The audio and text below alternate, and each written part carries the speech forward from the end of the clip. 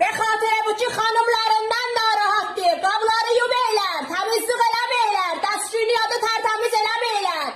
Fərşlərin üstündən loppa loppa küçlə dolayı təmizləmeylər.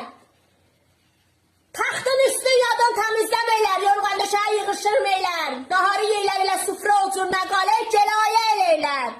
Deylər, xahiş anne da bir estori qoy, evimizi yadımız təmizlik iyi basıbdır. Xanımlar, xəcalat çəkindədir. Biraz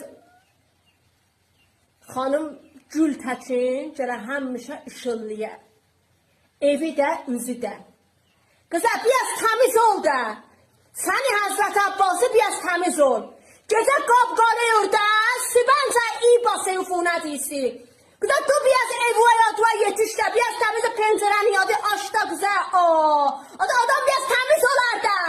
Səhər deyə səni bəyanıb deyə alıb deyə.